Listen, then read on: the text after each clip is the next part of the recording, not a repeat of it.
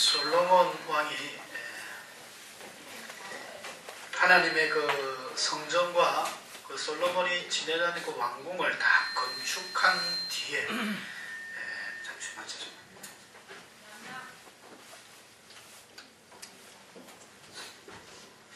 다 건축한 뒤에 하나님이 나타나셨습니다.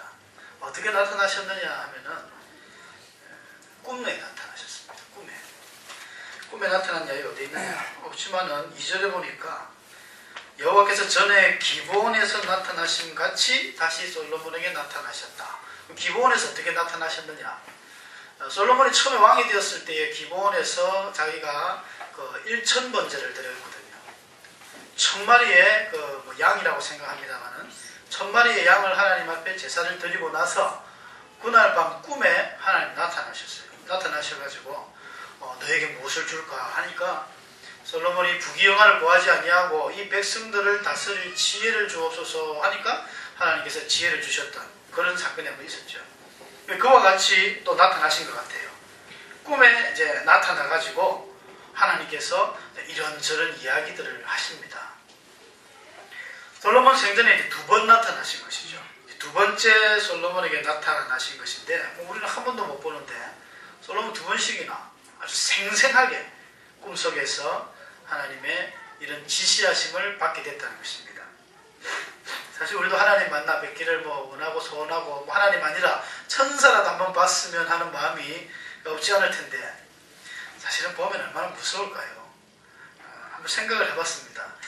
과연 하나님을 본다면 아니면 천사를 만난다면 좋을까?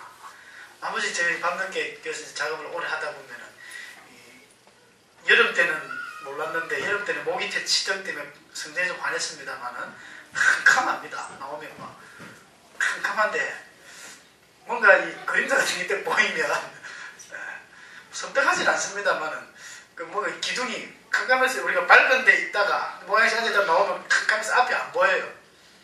괜히 뭐 푹 부딪혀도 다치고 하지 않습니까? 마치 화장실로 걸어오면 캄캄한데 그러면서 그런 생각이 들더라고요. 강단에서 갑자기 천사가 다 나타나가지고 이 목사 이러면 어떨까 생각을 해봤는데 저는 개인적으로 그런 생각을 했습니다. 천사라든지 하나님이라든지 우리가 보게 되면 우리는 할렐루야 천사님 오셨습니까? 안아주고 우리를 포옹해 주시는 하나님, 우리의 머리를 쓰다듬어 주시는 하나님, 우리 그렇게 간혹 체험들을 하셨다는 분들도 계시지만 아마 천사든 하나님이든 귀신이든 보면 졸도하지 않을까. 성경에 보니까 많은 인물들이 기도원도 그랬고 많은 인물들이 보니까 천사를 보니까 아이고 이제 나는 죽었구나 하면서 그 자리에서 엎드려가지고 특히나 히브리인들 사고에는 하나님을 본 사람은 죽는다. 이런 사고가 지배적이거든요. 어떻게 하나님을 보고 살 수 있을까?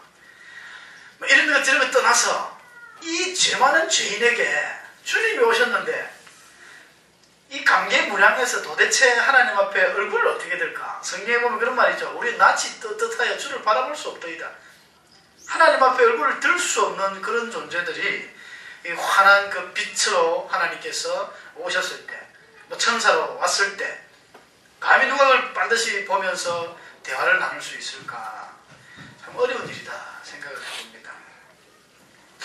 아마 눈물로 참 내 죄를 회개하는 그런 일이 더 많지 않을까 그렇게 생각합니다. 솔로몬은 어차피 꿈이었으니까 하나님 나타나셔서 말씀을 쭉 하시는데 일종의 경고성 멘트입니다. 너 똑바로 해래, 똑바로 살아라는 경고의 멘트죠.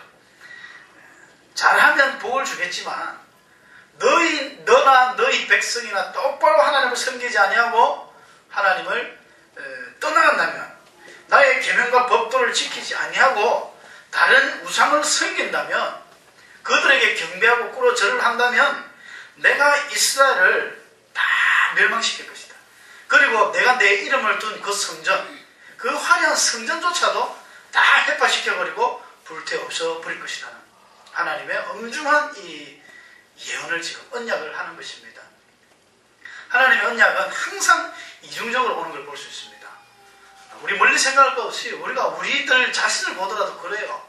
잘하면 회사에서도 잘하면 뭐 보너스도 100% 몇 번 삭감하고 주지만 못하면 또 삭감하잖아요.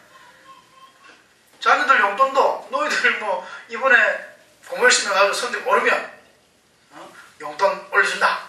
아니면 좀 내린다. 좀 비겁한 일이지만은 뭐 그런 거라든지 뭐 아니면 하다못해 선물을 주더라도 되지 않습니까?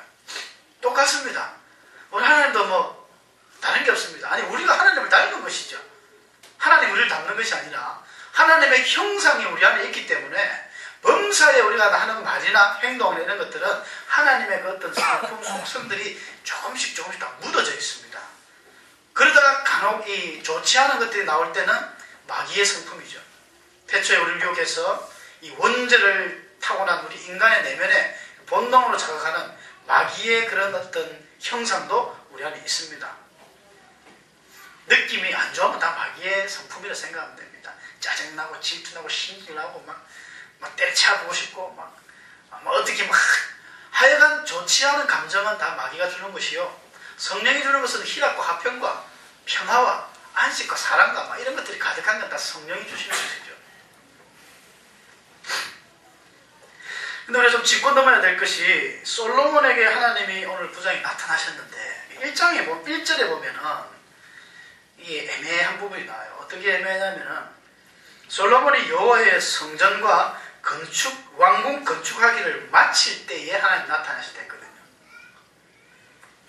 여호와의 성전과 왕궁 건축하기를 마치며 자기가 이루기를 원하던 모든 것을 마친 때에 자기가 이루기를 원하던 솔로몬이 생각하고 계획했던 것들 이게 역대하 같은 병행기절의 7장 11절에는 무릇 그 심중에 여호와의 전과 자기 궁궐에 어떻게 만들고자 한 것이라고 나와 있습니다. 솔로몬 나름대로 내가 이것도 저것도 이렇게 저렇게 해봐야지 하는 그 마음에 원하는 대로 전부 다 마친 때에 하나님 나타나셨다라고 기록하고 있거든요. 그럼 이상의 문제가 생깁니다. 어떤 문제가 생기냐면은 성경을 좀 자세히 보면은 요 앞장이 이제 성전 봉헌식을 하는 날이거든요. 성전 낙성식. 봉헌식을 크게 거창하게 합니다. 양을 12만 마리를 잡고 소를 2만 2천 마리를 잡아가지고 7일 또 7일 14일을 하나님 앞에 제사를 드리고 초막절 행사를 건하게 치르면서 하나님의 성전을 위해서 솔로몬이 그 8장 23절부터입니까 52절까지 기도를 합니다. 주는 계신 곳 하늘에서 이 간구하는 소리를 들으시고 이 성전에 나와서 하나님의 백성들이 기도하면 그 죄를 사하여 주시고 혹 전염병이나 질병이나 세상에 감당치 못할 그런 질병에 걸렸을지라도 죄로 말미암아서 질병에 걸렸을지라도 이 성전에 나와서 회개하면 다 낫게 해주시고 용서해달라. 심지어 이방인의 죄들까지도 이방인들이 하나님의 소문을 듣고 이 교회로 와가지고 기도해도 그 기도를 들어달라. 혹시 죄역중에 빠져가지고 나쁜 저 이방나라의 포로로 잡혀갔을 때에도 이 성전에 나올 수는 없지만 성전을 향해서 바라보며 기도할 때에 그 기도를 들어달라. 이런 솔로몬의 간곡한 하나님 앞에 그런 기도가 있었습니다. 하나님께서 그 기도를 받으셨다는 것이죠. 3절에 여호와께서 그에게 이르시되 내 기도와 내가 내 앞에서 간구한 바를 내가 들었다. 솔로몬이 간구한 그런 기도의 내용들을 들었다는 것입니다. 그런 문제가 생기는 것이 솔로몬의 이 봉헌식 했던 우리 성경상에는 바로 앞에 8장이지만 솔로몬의 이 공사 현장을 보면 하나님의 성전을 7년 동안 짓거든요. 7년 동안 짓고 그 다음에 성전 낙성식을 했을 거 아닙니까? 솔로몬이 막 그 기도하고 하나님의 법궤를 안치하고 했습니다. 그리고 나서 그 다음에 솔로몬이 자기가 거하는 왕궁을 지었거든요. 왕궁을 지은 연도는 13년이 걸립니다. 성경에 나와요. 13년에 걸쳐서 왕궁을 지었어요. 그러면 솔로몬이 13년 전에 지금 기도를 하고 오늘 성경에 보니까 왕궁을 다 마치고 나서 하나님 나타나셨으니까 하나님이 13년 뒤에 지금 나타나가지고 솔로몬에게 너 기도를 다 들었다 이야기를 하는 거예요. 그래 너무 멀지 않습니까? 이걸 어떻게 이제 우리가 풀어야 되느냐 이게 고민일 거예요. 하나님이 나타난 시점이 성전 그 봉헌식이 끝나고 바로 나타난 것인지 아니면 정말로 왕궁 건축하고 다 끝나고 13년 동안에나 그 있었던 이것을 어떻게 해결하기가 너무 힘든 거예요. 그래서 어떤 분들은 이 성전 봉헌식이 사실상 성전을 만들고 나서 바로 한 것이 아니고 한 13년 전 뒤에 가서 솔로몬 왕궁이 다 만들어진 다음에 아마 같이 있을 것이다 라고 이렇게 이야기할 학자들도 있습니다.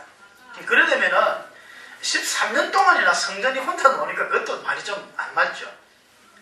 오매불망 그 성전을 만들고 하나님의 법궤가 안치되어서 이스라엘 사람들의 참된 소망은 하나님의 언약궤가 자기들이 있는 그 도성으로 들어온다는 것은 언약궤는 곧 하나님입니다. 하나님의 법궤가 딱 그 성전에 안치될 그때에 하나님의 그 영광이 임재하는데 제사장들이 능히 서서 그 업무를 볼 수 없을 정도로 구름이 꽉 찼다 했거든요.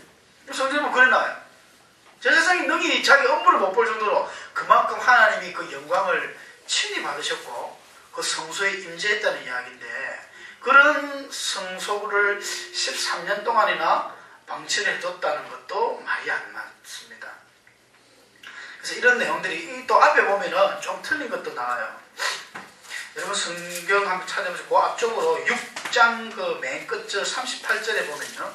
이것도 한번 상식적으로 알아두면 좋을 것 같습니다.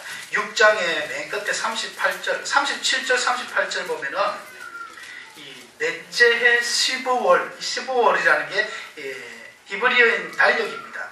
그 2월달입니다. 2월달에 여호와의 성전 기초를 쌓았고 11째 해 11년이죠.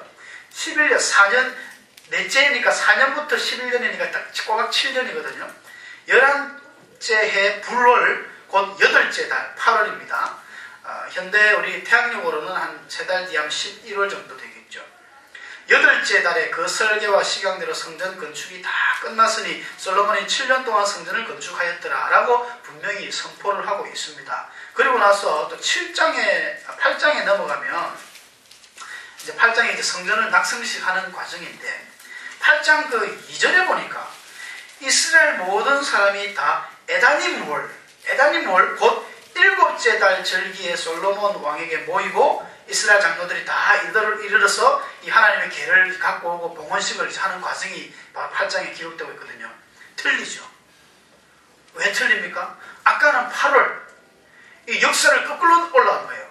8월 달에 분명히 성전이 다 끝났다 했는데 7월 달에 다시 그 7월 달에 도리어 거슬러 올라가서 지금 성전을 봉헌하고 낙성식을 한다는 거예요.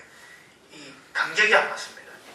그래서 여러 박설들이 있습니다만은 아마 8월 달에 다 완공이 되긴 됐는데 7월 달이 초막절 하는 시간이니까 그 기일이니까 초막절 행사에 맞추어서 성전 낙성식을 좀 한 달 빡 당겨서 한 것은 아닌가라고 이야기하는 그 설이 제일 좀 지지를 받습니다. 아니면 여기서 이야기하는 7째 달이라는 것은 1년 뒤에 그 7째 달이 아닌가 뭐 이런 이야기도 하고요. 다 틀립니다. 이런 어떤 조금 이 시간적인 기회가 있는데 하여간 솔로몬이 이 성전을 봉헌한 것은 아까 이야기한 왕궁이 다 건립이 되고 나서 한 것은 절대 아니다라고 볼 수 있죠. 그러면 어떤 결론이 나오냐면은 성전을 낙성식을 다 끝내놓고 솔로몬이 아주 멋지게 기도했거든요. 여러분 솔로몬의 기도는 집에 가서 한번 보십시오. 이게 수요일날 그때 설교를 했는데 솔로몬의 참 기도는 이 모범적인 기도입니다. 아주 교회를 위한 그런 기도가 참 은혜스러워요. 많은 사람들을 위해서 성전을 위해 기도하는데 하여간 성전에 나와서 기도하는 이런 것들 하나님 성전 중심 우리 모든 신앙의 센터가 이 교회 중심 여기서 솔로몬이 강조를 많이 하면서 혹 교회 못 나오더라도 교회를 사모하는 마음으로 멀리서라도 교회를 생각하며 기도하는 것 이런 자세는 우리가 본받아야 되거든요. 오늘날 이 교회에 모이는 것을 자꾸 그 히브리서 10장 24절 말씀처럼 말이죠. 바울이 그 당시에도 모이기를 피하는 어떤 사람들의 습관을 쫓지만 했는데 오늘날도 그런 습관이 또 자꾸 나오는 것 같아요. 교회는 모이면 많아.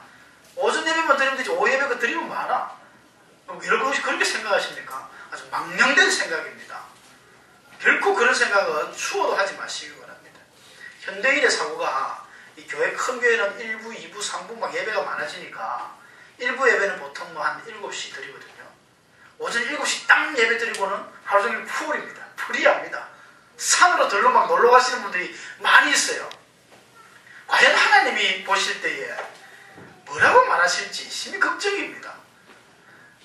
구약의 안식일 정도의 그런 개념은 아닐지라도 이 신약의 주일의 개념에 대한 너무 개념이 희박한 거예요. 최소한 일주일을 살아오면서 우리 육신이 많이 지치고 하는 것들 사실은 주일날 쉬는 게 맞습니다. 주일날 너무 분주하게 하나님 일을 많이 하는 것도 사실은 안 맞습니다. 하나님은 쉬라고 안식일을 단순히 그냥 쉬라고 주셨어요. 사람이 안식일을 위해서 있는 게 아니고 안식일이 사람을 위해서 있다라고 예수님도 그렇게 안식일에 대한 평을 하셨습니다. 사람이 쉬라고 주신 거지. 하나님이 안식일날 뭐하고 쫙 6,300가지의 율법을 만들어가지고 사람을 올가매라고 주신 게 아니고 쉬는 건 맞습니다. 쉬긴 쉬되 세상에서 쉬는 거하고 똑같이 쉬면 그건 쉼이 아니죠. 더 이상 노동입니다. 주님 안에서의 평화를 맛본다는 것이죠.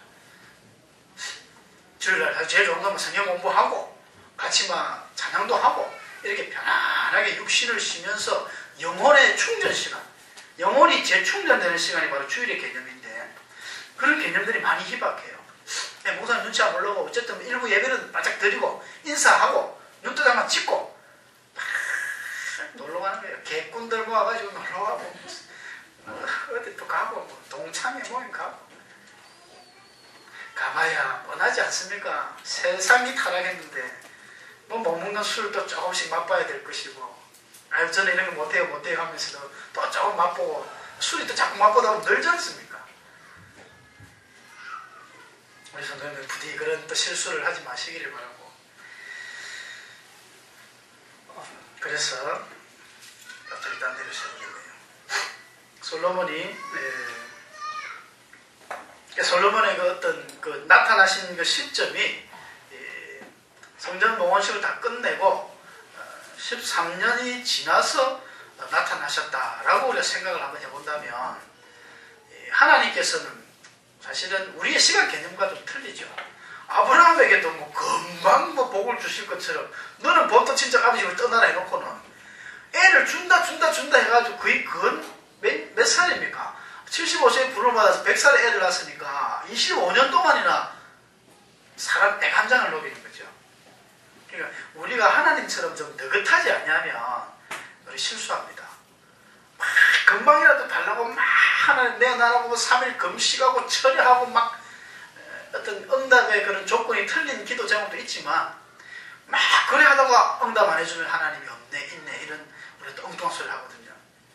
좀 인내가 필요합니다. 꾸준히 계속 하나님은 금방 해결해 주시는 일도 있지만 어떨 때는 뭐 10년, 20년, 400년이 지나가도 응답 안 하는 이런 일도 있잖아요. 그래서 13년의 세월이 긴 세월이 지나갔지만 하나님께서는 어제일같이 내가 네 기도를 들었다. 우리 성경에는 바로 전 사건이지만 그 사이 공백 기간이 상당하다고 봐야 되죠. 내가 내 기도와 내가 내 앞에서 간구하는 바를 내가 다 들었다. 우리 하나님 듣습니다. 하나님 반드시 듣습니다. 그러니 우리 하나님께 기도해야 되는 것입니다. 고백하셔야 됩니다. 내 죄를 고백하고 내가 하나님 앞에 간구하는 것들 하나님 다 듣습니다.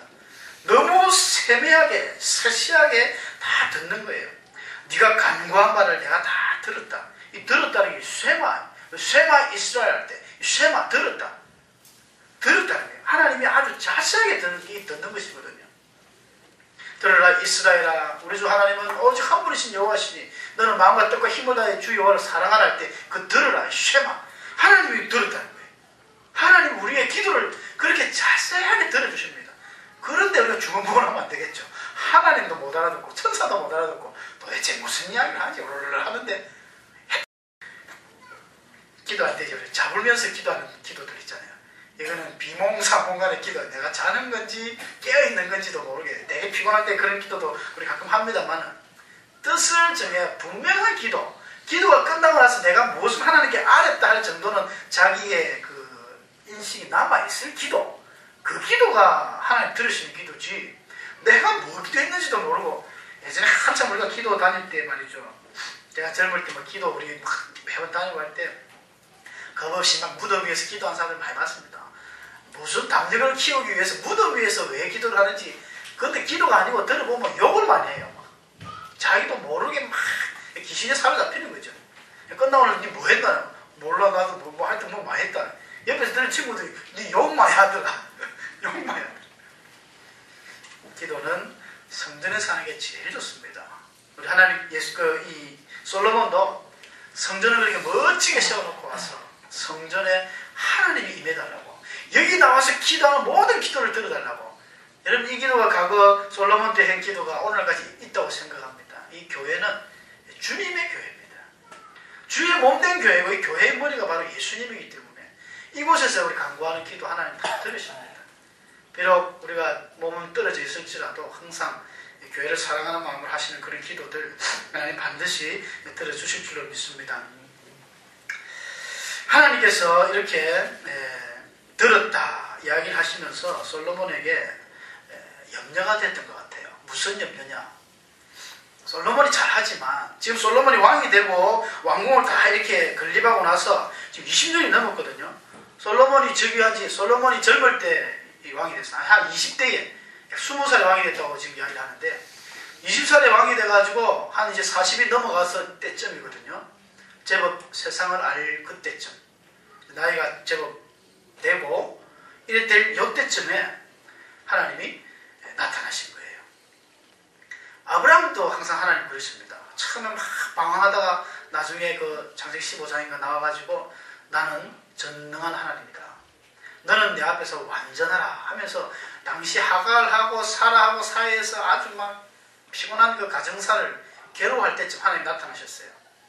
그리고 그런 말씀 주셨는데, 솔로몬에게도 오늘 나타나셔가지고 이야기를 하는 내용은 뭐 별다른 내용 없습니다. 다윗에게 했던 그 언약 그대로요, 신명기에서 모세가 고백을 설교했던 그 축복과 저주의 내용이고 똑같습니다. 이 성경의 모든 하나님의 언약들의 내용들이 다 또 이와 동일한 거예요.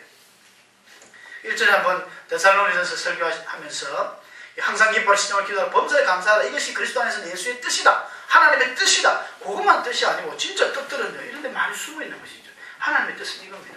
너희가 내 말과 명령과 규례와 법도를 지켜 잘 살면, 다윗에게 이야기했던 이 왕위가 계속해서 영원토록 지속되겠지만 그렇게 하지 못하면 너희는 끝나는 것이다. 이게 하나님의 언약의 그 말씀이었던 것입니다. 근데 이 언약의 말씀을 받을 때의 솔로몬 그 나라가 어떻게 했냐면요, 굉장히 부유한 나라가 됐습니다. 솔로몬이 이게 사울 때부터 사울, 다윗, 지금 솔로몬 이 3대 이스라엘 왕의 역사인데, 이 120년의 역사 가운데 말이죠, 가장 나라가 힘이 있고 무역이 활동적이고 나라가 번영한 시대가 바로 요때입니다. 성전을 지금 다 지었고 왕궁을 지었죠. 이때 무역이 얼마나 활성했는지 요 뒤에 보면 잘 나와요. 그 히람 왕을 비롯해서 수많은 그 상인들하고 또 솔로몬이 배를 만들어 가지고 온갖 이 멀리 있는 데 쪽으로 이 무역을 많이 해가지고 엄청난 부를 지금 축적한 그때입니다. 나라가 부국하고 또 이제 적군들이, 이방의 적군들이 감히 솔로몬 이 이스라엘을 공격하지 못하는, 괴롭히는 적군도 없었어요. 그야말로 평화의 시기에 하나님이 나타나셔서 이런 말씀을 주신 거죠. 뭔가 의미가 있지 않습니까? 굉장히 어떤 긴장감이 보입니다. 뭔가 하나님이 나타나셔서 말씀을 주셨는데 상당히 어떤 위기가 지금 망감이 교차되는 그런 시점에 하나님 나타나신 거예요. 아주 정확한 시점에 하나님 나타나셔서 솔로몬에게 말씀을 주셨던 것입니다. 안타깝게도 솔로몬과 그의 백성들은 이 전자의 하나님의 언약의 성취보다는 후자, 하나님의 말씀을 지키지 못해서 당했던 이런 수치와 수많은 사람들의 모든 민족의 조롱거리와 속담거리와 이야기거리가 되었던, 이게 만약 하나님의 언약이 성취되어 버린 거예요. 안타까운 일이죠. 우리가 뭐 신약에도 보면 너희가 선줄로 생각하면 항상 넘어질까 조심하라 라고 바울도 이야기했는데, 최고에 올랐을 때 우리가 그만큼 더 겸손하고 더 우리가 조심해야 될 때라고 생각합니다. 근데 실제로 이 왜 이런 어떤 긴장감이 감도냐면은 그 10절 이후에 보면은 어떤 사건이 나오냐면은 히람, 우리 두로왕 히람한테 솔로몬이 많은 도움을 받았죠. 성전을 짓고 왕궁을 짓는 데 있어서 가장 필요한 것이 목재, 당시 가장 유명하고 아주 이름 있는 완전 궁궐이나 짓는 백향목, 이 백향목을 많이 수입해갖고 뿐만 아니라 그 두로와 시돈 지방에서 이 페니키아 그쪽 땅에서 엄청난 역군들, 일꾼들을 많이 불러왔고 그 중에 보면 조각, 이 돌을 깨는 석공들도 있고요, 조각가들도 있고, 하여간 이 뭐라 합니까, 이 솜씨가 좋은 이런 이 도예공들이 상당히 많았어요. 그런 사람들을 많이 데려와서 썼고 또 금도 받았고 많은 이런 것들을 거의 그냥 받은 거예요. 거기에 대한 보답으로 솔로몬이 이 히람에게 땅을 많이 줍니다. 11절에 보면 나오죠. 갈릴리 땅의 성읍 20곳을 히람에게 주었으니 이는 두로왕 히람이 솔로몬에게 그 온갖 소원대로 백향목과 잣나무와 금을 제공하였습니다. 금이 얼마나 제공했냐면요. 14절에 나오시면 히람이 금 120달란트를 왕에게 보냈더라. 금이 120달란트면 이게 아까 어제도 말씀드렸지만 사네립 왕이 히스기야에게 금을 30달란트를 했거든요. 30달란트. 은이 300달란트. 30달란트가 거의 한 1톤이 되는데 이 120달란트면은 약 4톤이 넘어가죠. 어마어마한 그 금을 보내줬습니다. 근데 히람은 이렇게 많은 걸 제공했는데 솔로몬이 20곳에 대한 그런 성읍을 그냥 당신 가져가시려고 줬는데 히람이 기분이 나쁜 거예요. 그거 보면 나오잖아요. 12절 히람이 두로에 와서 솔로몬이 자기에게 준 성읍들을 보고 눈에 들지 아니하여 이러기를 내 형제여 내게 준 이 성읍들이 이러한가 하고 이름하여 가불 우리 회사에서 가불을 땡긴다 그러죠. 가불 좋은 말 아닙니다. 이거. 가불이라는 땅인데 불모지의 땅이다 이런 뜻입니다.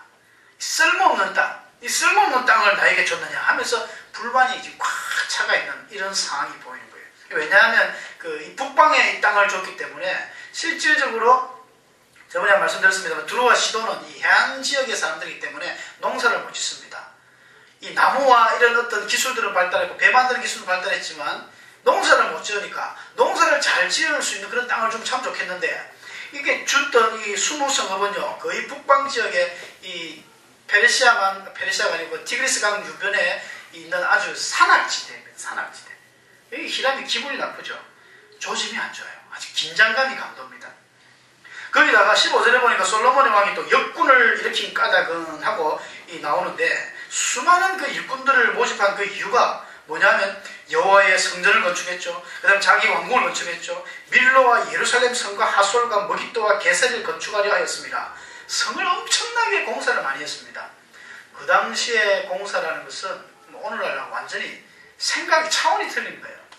오늘날은 포크레인이 있죠. 불도저가 있죠. 팔도 트럭이 있죠. 또 일하기도 수월합니다. 근데 그 당시에는 전부 노동력입니다. 그걸 갖다가 한두 해도 아니고 무려 20년을 했으니까 불만이 생길만 하지 않습니까? 백성들이 불만이 지금 폭발하기 직전인 거예요. 여차하면 그냥 폭발하려고 하는 그런 어떤 긴장감이 강도는 거예요. 나라는 잘 살고 지금 좋은데 그런 어떤 것들이 많이 생깁니다. 거기다가 나라가 지금 아주 돈이 많아요. 맨 끝에 25절 넘어가면 어떤 솔로몬이 무역하는 전장들이 나오는데요. 전부 배들을 에돔 땅 홍해 물가에다가 주고 엘론 근처 곳곳에 이 배를 해가지고 특히 오빌은 저 아라비아 서해 쪽 남해 쪽이라고도 이야기하고 그쪽에서 금이 생산되는 아주 유명한 금 중에 최고의 금을 치주면 오빌의 금이다 이야기합니다. 성경에 오빌의 금 하면요 최고 질이 좋은 금이거든요.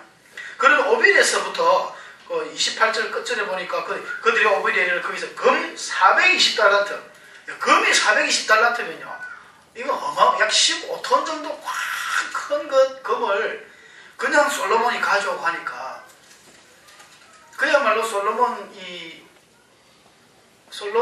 왕정 시대 때는요 금이 그렇게 많았습니다. 엄청난 금이 완전 금으로 전부 도배를 하죠. 그래서 이 솔로몬 왕궁에 지키는 병사들의 방패가 금방패였다. 그래 나오죠. 근데 그 금방패 이런 것들이 히스기야 때 또 다 뺏기고 하니까 노수로 또 만들고 모나스 때 또 뺏기고 이런 나중에 일들이 나오는데 그러니까 물질이 풍부해지죠. 물질이 풍부해지면 좋은 점도 있지만 나쁜 점이 있습니다. 특히 민주주의의 가장 치명적인 단점이 빈익빈 부익부 아닙니까? 부자들은 엄청나게 부자가 되는데 가난한 사람들은 계속 가난해지고 뭔가 이 폭동이 일어날 어떤 그런 긴장감도 있다는 것입니다. 여하튼 이 모든 상황 속에서 솔로몬이 하나님의 말씀을 잘 듣고 순종하고 그 언약에 그대로 순종하고 나아간다면 하나님께서 계속 그 번영을 약속하셨을 텐데 그 시점에 솔로몬이 그만 실수를 하게 됩니다. 11장 넘어가면 솔로몬이 계속 타락하는 내용이 나와요. 솔로몬들이 성전을 짓고 궁궐을 짓고 여태까지 정말 이 백성들을 잘 다스리다가 나중에 그만 잘못되어진 길로 막 빠져드는 것이죠. 하나님께서는 믿는 자도 당연히 믿는 자는 하나님 간섭하시지만 믿지 않는 자들, 아침에 말씀드린 것처럼 아수르 같은 전혀 아주 극악무도한 이런 이방인들조차도 하나님의 그 카트라인에 딱 걸리면 하나님은 과감하게 그들을 처단합니다. 근데 처단할 때에 반드시 우리 하나님 너무너무 인격적이시고 사랑 많으신 분이기 때문에 그냥 말도 없이 그냥 처리하지는 않습니다. 성경을 보면 다 그렇죠. 소돔고모라 성이 그 죄가 하늘에 상달되었을지라도 하나님이 천사를 보내잖아요. 천사를 보내서 과연 이들이 얼마나 썩어졌는가, 이 세계가 얼마나 타락했는가 조사를 보냅니다. 천사를 통해서 조사하고 시켜요. 근데 조사도 못했죠. 조사하기는커녕 뭐 들어가자마자 성문에서 롯의 집에 잡혔다가 사람들에게 봉변을 당할 뻔 해가지고 천사들이 이 아이가 안 되겠다 해가지고 그 자리에서 눈을 어둡게 하고 뭐 그 다음부터 유황불을 내려서 멸하지 않습니까? 니네 성도 요나라는 선지자를 통해서 보내서 경고를 하십니다. 하나님의 백성이 오죽하겠습니까? 한 번, 두 번, 세 번 계속해서 하나님 기회를 주십니다. 근데 그 주는 기회를 우리가 못 살리면은 결국 하나님의 백성도 심판대 위에 오를 수밖에 없는 것입니다. 한번 예수 믿으면 영원히 내가 복 받는다, 영원히 천국 간다. 누가 그렇게 우리 자신 있게 말을 할 수 있겠습니까? 참으로 두렵고 떨리는 것이죠. 그래서 사도 바울도 너희가 두렵고 떨리는 마음으로 너희 구원을 이루어가라 했습니다. 이 구원은 예수 그리스도를 우리가 믿음으로 말미암아 구원은 받습니다만은 정확하게 구원받는 것은 죽어봐야 안다는 것이죠. 여기에 아주 우리가 두려움이 있다는 것입니다. 제가 드리는 말씀을 또 오해하면 예수 믿으면 구원받는데 그게 문제가 있냐? 그렇지 않습니다. 예수 믿으면 구원받습니다. 확실히 구원받지만 진짜 구원받는 것은 우리가 죽었을 때 그것이 완성이 된다는 것이죠. 그냥 티켓만 지고 있는 겁니다. 구원에 대한 티켓. 예수를 믿음으로써 우리가 이제 어떤 하나님의 그 생명책에 이름은 올라가 있는 것이지만 그 결국이 완전하게 구원이 이루어지는 것은 죽었을 때, 하나님 앞에 갔을 때 우리가 이루어지는 것처럼, 그럼 그때까지는 사실은 조마조마하고 위험한 순간이 한두 번이 아닐 수 있습니다. 예수 잘 믿다가 어떤 큰 사건으로 낙심하다가 떨어지는 성도들 있잖아요. 그럼 우리를 그걸 갖다가 어떻게 또 잘못 봐가지고 예정설, 루터의 예정설을 잘못 오해하신 분들은 저 사람은 원래부터 옛날에 그 뜨겁게 교회 생활 열심히 충성하고 기도하고 막 방언하고 무슨 은사하고 저랬던 게 가짜였다. 마귀의 영을 받아서 그랬던 갑다. 원래부터 하나님의 백성이 아니었던 갑다. 이렇게 인정해버리는데 그렇게 함부로 우리가 말할 수 있는 게 아니죠. 아무리 하나님을 잘 믿어도 그럼 우리 유혹의 손길에 넘어갈 수 있습니다. 성경에는 증명하고 있습니다. 솔로몬도 그랬고 다윗도 그랬고 그렇게 잘하던 분들이 타락을 하더라는 거예요. 이건 정도가 없습니다.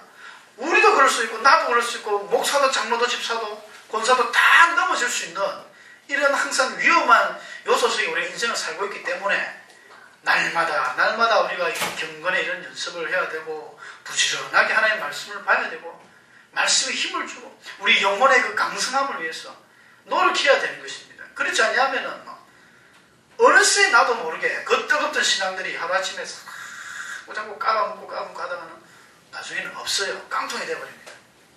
머리에만 들어있어요. 머리에만. 가슴에는 텅텅 비어있고. 그런 신앙인이 되면요 구원 반드시 받는다 말하기가 너무 어렵습니다. 위험합니다. 머리의 신앙인과는 안 되거든요. 바리새인 사두개인들이 대표적인 스타일 아닙니까? 예수님께서는 그들을 책망하시면서 회칠한 무덤아 독사의 새끼들아 그렇게 엄한 소리까지 하시는 이유가 그들은 머리는 하나님입니다. 성경을 머리 안에 다 넣어 다녀요. 그들이 믿는 하나님의 상당한 오해를 많이 했죠. 예수님이 와서 그것을 지적해주고 바르게 이야기해줬지만 돌이키지 않았습니다. 왜냐하면 이미 굳어버렸습니다. 여러분들도 굳기 전에 내 속에 있는 하나님을 나만의 어떤 잘못된 그런 신으로 자꾸 굳게 만들지 말고 자꾸 하나님의 말씀에 입각해서 진짜 하나님을 받아들여야 됩니다. 상당히 위험한 일이죠. 그 중에 하나가 우리 하나님은 아주 매우 인격적인 분이라는 것입니다. 인격적인 하나님. 인격적이다. 이 말은 무슨 말이냐면 거의 사람과 같이 그분도 분노하시고 그분도 사랑이 많으시고 긍휼하시고 자비하시고 우리가 무엇을 부탁하면은 쉽게 거절하지 못하시고 이런 분이 인격적인 분이에요. 그리고 우리가 기도할 때 들어주시고 응답해 주시고 이런 인격적인 분인데 우리가 이런 인격적인 부분들을 생각도 안 하고 지금 인정을 안 합니다. 오늘날 같이 과학이 발달하고 오늘날 같이 기술이 발달하고 이런 세대에서는 하나님에 대해서 교회에 오기는 오지만은 거의 다 뭐 어떤 정신 수양을 위해서 또 취미 활동으로 아니면 또 뭡니까 사업을 목적으로 오시는 분들. 그러니까 교회에 오는 목적이 하나님의 어떤 믿음, 도를 배우러 오는 게 아니라 그냥 문화 수준으로 오는 거예요. 특히나 이제 큰 교회들은 그 문화센터들이 또 많지 않습니까? 오면은 뭐 화요일은 무슨 모임, 꽃꽂이 모임, 월요일은 또 뭐 수요일 모임, 큰 모임들이 다 있어요. 그래서 큰 교회 가면은 돈 안 내고 문화생활 잘할 수 있는 그런 분위기가 많습니다. 물론 문화생활도 하고 예수님도 잘 믿고 하나님도 잘 믿으면 최고겠지만 주객이 반대가 되고요. 주가 무엇이고 근데 후가 무엇인지 없이 막 쫓아가 버리는 그런 사람들이 생긴다는 것이죠. 그래서 오늘날 이 물질 만능주의가 얼마나 또 참 위험합니까? 이 시대가 이렇게 막 자꾸 변해가니까 정말 이 세상에 중요한 것은 뭐니 해도 돈이 최고지 하나님이 아니라는 것이죠. 과거에야 그래서 사람들이 못 사는 후진국에서 복음이 잘 들어가는 것도 그래서 그런 것 같아요. 없으니까 힘드니까 병원에 갈 돈도 없으니까 보험에 들 만한 돈도 없으니까 믿는 건 하나님밖에. 저도 그래요. 하나님 믿습니다. 갑자기 큰 명 오면 이제 큰일 나는 거예요. 교회가 부유해서 뭐 병원비를 떼주겠습니까? 뭐 어떻게 되겠습니까? 하나님이 지켜주셔야 돼요. 그러니까 하나님 계속 의지하는데 돈 많으신 분들은요 뭐 걱정 없습니다. 뭐 안보험부터 해가지고 머리 끝에서 발끝까지 모든 보험이다. 오히려 사고 나기를 바라는 그런 분들도 계세요. 병원에 누워서 돈 살리니까. 그래서 일전에 이야기했잖아요. 봉생병원에서 입원 자가했을 때 옆에 아저씨가 막 뭐 별거 아닌데 보니까 뭐 술을 먹고 있는지 모르겠어. 속이 아프다면서 내과에 가서 한 달 억지로 뭐 있으면서 보험 약관을 막 비교하면서 보험을 한 10개 들었더라고요. 앉아서 막 동계산만 두드리면서 대단하신 분들이 세상에는 많더라고요. 밤 되면 꼭 외출합니다. 침대에서 앉아요. 몰래 간호사 몰래 도망가고 외출하고 아침에 들어올 때 벨 여시냐고 자고 물어보고 뒤에서 만나가지고 우리 제가 지금 맞은편에서 먹을래 아저씨 알겠냐고. 재미난 분들이에요. 여러분 하나님을 의지하시는 분 되셔야 됩니다. 하나님은 매우 인격적인 분입니다. 우리가 성심성의껏 그를 믿고 의뢰하고 그분을 따라가면 우리 하나님도 100% 아니 120% 우리에게 돌려주시는 분인데 내 것, 내 부귀명예, 내 돈이 1번이고 그것이 사업이 잘 되기 위한 수완으로 자꾸 하나님을 믿는다면 하나님 매우 섭섭하시죠. 항상 우리 주가 바뀌면 안 됩니다. 다들 아는 이야기지만 잘 안 되는 것이죠. 이게.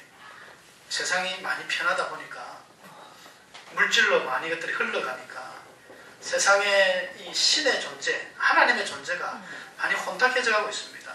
하나님께서는 이 시대에 만약에 성경을 따로 쓴다면 아마 그 당시에 이렇게 썼지만 솔로몬이 이 시대가 바로 오늘 이 시대가 아닌가. 아주 물질적으로 번영하고 평안하고 이때에 하나님께서 나타나셔가지고 걱정이 되는 거죠. 아무리 봐도 솔로몬이 참 위태위태하거든요.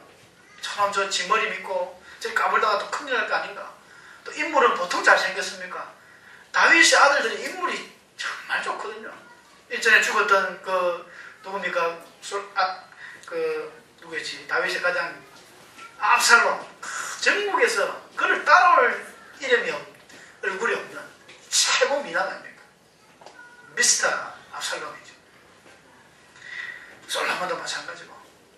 그러니까 결혼을 그래 많이 한 것 같아요.